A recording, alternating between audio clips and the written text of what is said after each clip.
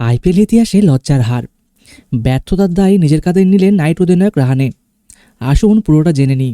এভাবে মুখ থুবড়ে পড়বে গোটা দল বোধহয় স্বপ্ন ভাবতে পারেনি কেকেআর অধিনায়ক আজিঙ্কে রাহানে। আর শুধু হার তো নয়, আইপিএল ইতিহাসে লজ্জার ইতিহাসে সাক্ষী থাকলো নাইট রাইডার্স। এর আগে এত কম রান করে কোনো দল জেতেনি। মুল্লানপুরে রাহানের বিরুদ্ধে সেই অবিশ্বাস্য কাণ্ডটি করল পাঞ্জাব কিংস। পাঞ্জাব কিংসের বিরুদ্ধে জিততে হলে 20 ওভারে করতে হতো মাত্র 112 রান।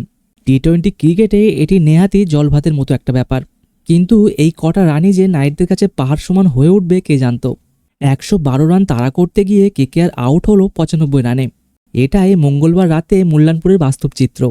আইপিএল ইতিহাসে এটাই সবচেয়ে কম রানে জেতা। এর আগে 2009 সালে চেন্নাই সুপার কিংস 116 রান করেও জিতেছিল।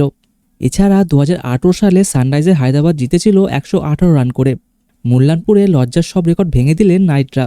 ম্যাচের পর হতবাক রাহানে বলছিলেন, কি বলবো বলুন, এখানে কি ঘটেছে তা সবাই দেখেছেন। এই হারের কোনো ব্যাখ্যা নেই। এই ব্যর্থতার দায় আমার। নিজে বাজে শটে আউট হয়েছি, খুব খারাপ ব্যাটিং করেছি আমরা। গোটা ব্যাটিং বিভাগই ব্যর্থ। এই হারের দায় সবাইকেই নিতে হবে। এই পিচে বোলাররা চমৎকার পারফরমেন্স করেছে। পাঞ্জাবের মতো দলকে ওরা 111 রানে অল আউট করে দিয়েছিল, তারপরেও আমরা হেরেছি। তিনি আরও জানিয়েছেন যে এই পরিস্থিতিতে মাথা ঠান্ডা রাখা জরুরি। তার বক্তব্য, ইতিবাচক মানসিকতা ধরে রাখা জরুরি, কারণ টুর্নামেন্টে এখন অনেক পথ চলতে বাকি আছে। ব্যর্থতার মোকাবিলা করাটা দরকার, আমাদের সামনে তাকাতে হবে।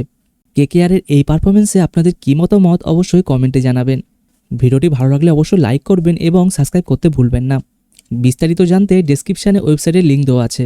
চলুন দেখা হচ্ছে আরেকটি নতুন ভিডিওতে।